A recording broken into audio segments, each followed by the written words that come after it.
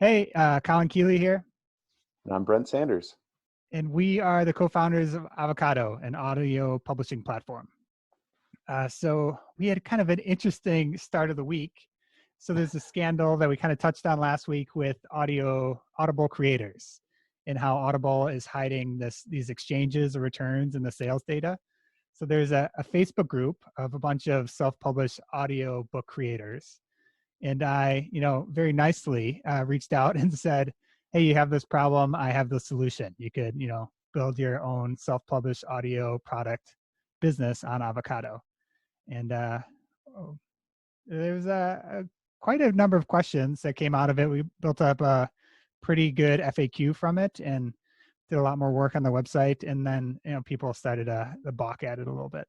Well, right. So the owner of the group basically turned off commenting, or they were pretty upset with your self promotion, your blatant, your blatant self promotion of your product that you were getting people. And I was reading some of the comments about you, and it was like, oh, the ethics of doing that, which I get. These people are obviously they're already upset with Audible, and but it is like the apparent solution to this problem is to get off Audible, right? It's to, hey, you've got a product you're getting royalties on from Audible, and it raises this larger question of, do they really want to be off Audible, or do they want really this problem to be solved of these returns, which I think is the latter. They really just want this Amazon customer service approach to be turned off and to be treated as, when you buy something.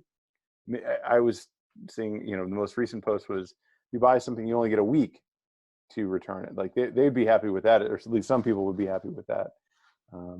It's a weird. I spent some time digging into some of the posts, and it really does remind me of like,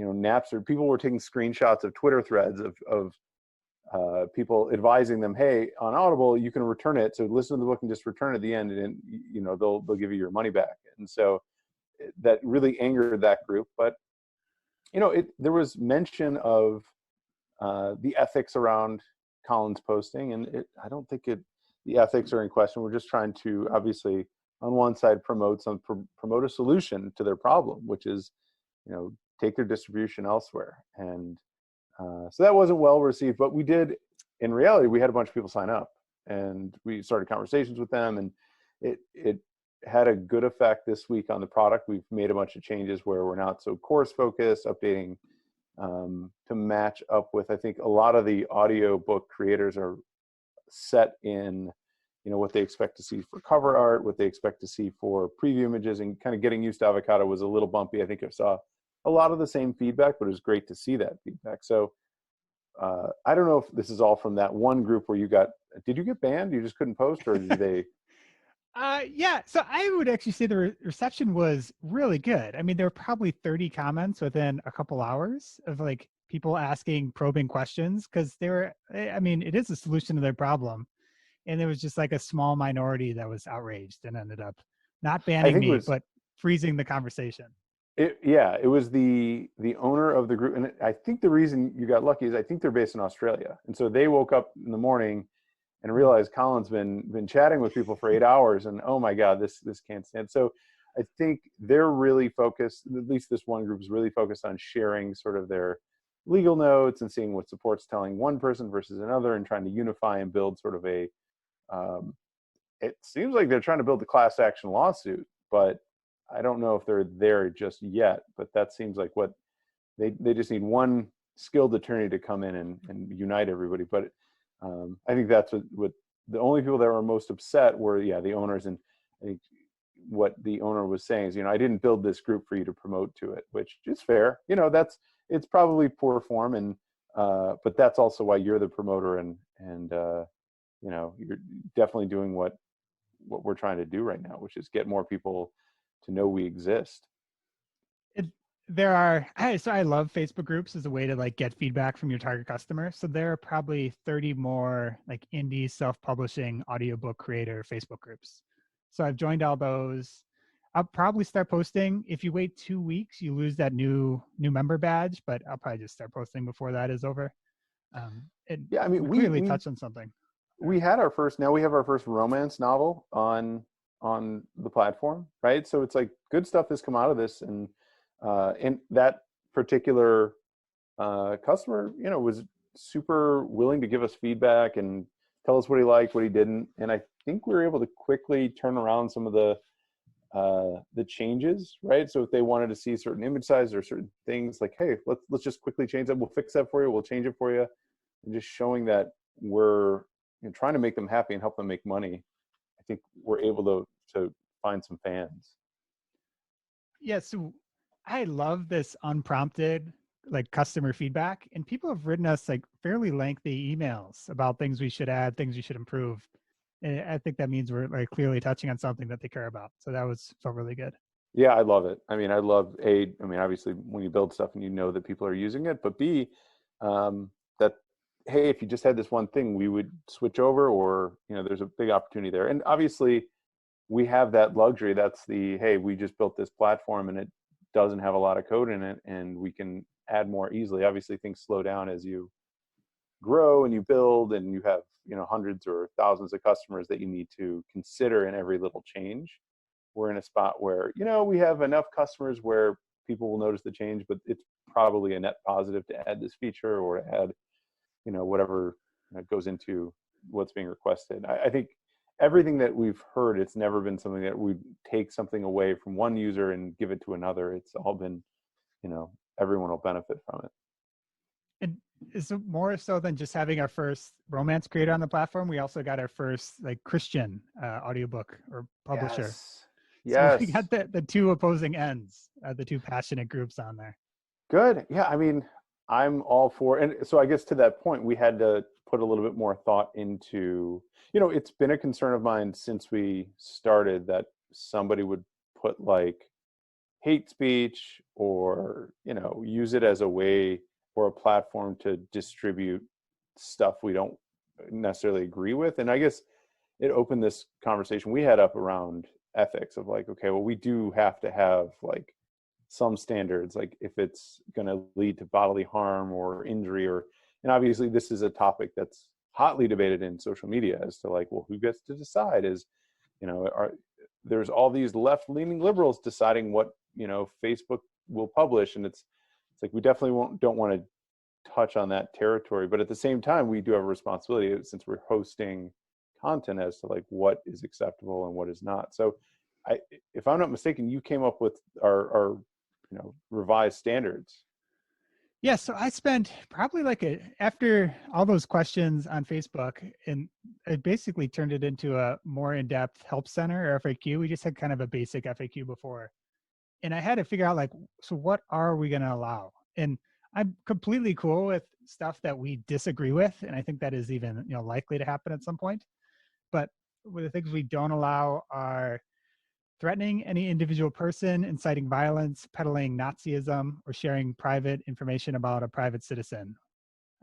So basically, as long as you're not encouraging discrimination or threatening people, you're kind of good to go. Yeah, I think it's still, I think we're in a good spot given, you know, our customer base and who's actually posting. I mean, we have a lot of diverse content. I think all of it has, the most outlandish stuff is like, you know, in good fun, and it's not really, there's no one's going to get hurt by it. It's not false either. I think there's a lot of you know, how do you define false? That's kind of one of the big problems of our generation. It's like, well, that's fake news. It's like, well, is it? How do you define that? Who's the arbiter of truth on these platforms? So I mean, I think we're under the radar in the sense of everything that's on the platform currently is, you know, not objectionable by any means. And it'd be very hard to take offense at any of this stuff. But yeah, we're going to run into it, and we're going to have to make a call at some point. But I think we have good guiding principles around it, and it's sort of there are constraints that are established in the industry, though. Like we are accepting credit card payments. By that definition, I think we have to adhere to, you know, what is being sold. And I think, you know, pornography is a big one. I think you can't use your normal credit card payments, but I don't know if the definition of pornography extends into audio. I'm not really. So I had to go into this. I wrote up a page on it. I didn't know what it was either. But with your banking partners, you can't have pornography. And pornography is defined as photos or videos depicting real human adults engaging in sexual activities. Got it. So Okay. like audio stuff is all good. So if anything, like we're targeting it a little bit, like this romance, erotica, audio stories, I think could be a big segment. And Mm-hmm. that's fine as long as their cover art is not real humans. Got it. Yeah, it makes sense. I mean, I think we'll see what happens, but it's something I think in this day and age, you really have to be conscious of versus like, oh, let's just let it be an open platform and we'll run into it, they'll sort of move fast and break things. I think we have to be thoughtful in this generation of, building a new product is like, we're beyond it won't happen or it'll only happen until it's a problem. It's like, you have to be thoughtful about this stuff now. Yeah, for sure. Other updates, I mean, obviously pushing more changes, improving things on the product, adding more images, fitting in, again, the audio book publishers all have these square cover art images. So kind of navigating that and, reworking the UI a little bit to fit the mold that they expect a little bit more, as well as just, finding more updates. And then I think the next thing that I started in on this week, but have not shipped is cohort-based classes, which is a term that I feel like has been around for a long time, but is, and this is kind of an open decision. We actually haven't discussed this to a large extent. It's like, but we have had demand. I've had a couple of creators say, hey, it'd be great. I want to sell my course, but I want it to run an 8-week schedule where it's like lessons and sort of modules release in certain week patterns, which is common for Coursera. I think Udemy supports that as well. Coursera has it where you actually take a quiz and you don't pass. You have to get an 80% or 70% or greater before you can move on to the next lesson and kind of verify that you've understood. And we've kind of wanted to stay away from that purely out of screen time. We don't want you to have to get back into your screen and take a test. And so we talked about voice and transcription for tests. And so sidestepping the tests, actually releasing a cohort-based class where you take the course and things are released and sort of coursed out for you over a period of time is what I'm working on and focusing on how to do. I mean, we did build a concept of cohorts for Theory of Me. That was a big piece. And so just expanding on that is kind of what I'm focused on. I'm excited about that because I think that that'll open up, that's a commonly requested feature that we've seen. Yeah, I don't know what cohort-based courses applies to that exact wording. So everyone kind of drips their content. So Jump Cut, Teachable, some of the bigger, more expensive courses that are in the thousands of dollars, they spread it out so people feel like they're getting more value if it's spread out over 8 weeks. Mm-hmm. And then, so that is more dripping content. Cohort is like, I think, going through as a group. Like one group right, goes with a through. Start date. Right. Yeah. So a lot of people that make really good money on these courses charge like $4,000 a course. It's almost like the community is as big of an aspect of it as the like content. And they will send, I don't know, 50, 100 people through at once. It'll be broken up into small groups and they're all learning to, write something together or something along those lines. Sure. Yeah, I think that there's a lot to that. I mean, we've struggled with the discussion part of this, and that's always the problem is if somebody's coming at it from lesson 8 and another person just started and the conversations are kind of all over the place, the context doesn't make sense unless you're kind of learning things together at the sort of stepwise motion. Yeah, and that's what it seems like most people have decided is kind of the future of, intense learning, some intense topic that you really want to go through. It's like that feeling of going through it together with peers, and that peer pressure of actually getting something done is pretty powerful. Yeah. Yeah, I think we still need to figure out, discussions. I mean, there's power to it, but again, going at it from a cohort base, that might make sense, or even just like instructor discussion, like being able to go back and forth with an instructor, ask questions, And again, having them know where you're at, I could see how those features sort of tie in together. Of they know you're part of this fall cohort that started, October 1 and extends all the way till, the beginning of December. So it's like more like a traditional classroom setting, or I should say virtual classroom setting. Like if you're going to go to a traditional university and enroll, what the interaction's like. Right. Yeah, some like sending out notifications is something that I think Jackie has brought up a few times, like being able to push that we're going live in 30 minutes or something like that would probably be useful Yeah, for her. I love that idea. I mean, I think that's one thing that we need to throw into the mobile app is some push notification capability, but also just, yeah, saying, hey, Sundays at 3 o'clock, our new content pushes out, and almost creating a special time and fitting that to whatever the course is. I think that's part of what people, I think there will be an additional value versus like, okay, here's all the lessons, listen to it. I consume that way because I like to see it all. I like to skip things and come back and kind of, it depends on what it is, but if it's possible to kind of go into what's the most interesting and then work backwards. I don't know why I like doing that, but I like kind of seeing everything at once. But obviously that was the easiest thing to build as well. So let's not pretend like this was a highly conscious choice. This was, what can we do to get courses up and see how people use them? And this is just part of the evolution of it. Yeah, it'd be interesting to see how it plays out. Like it seems like folks have kind of hacked Teachable to do this kind of thing. And then Kagan, I think is how you pronounce his name, just raised $4 million seed round without a product, it seems, to basically pursue some version of this. Yeah, I did see that. And so they're looking, I was kind of like, wow, that's crazy. They don't have a product, they don't have a technical co-founder, but they're I know he has been successful in the past, so that's probably a good reason why he's able to raise a whole bunch of money, which as somebody who would be looking at deals, that's probably enough, obviously it is enough proof to say, hey, this person's going to figure it out and be able to get there.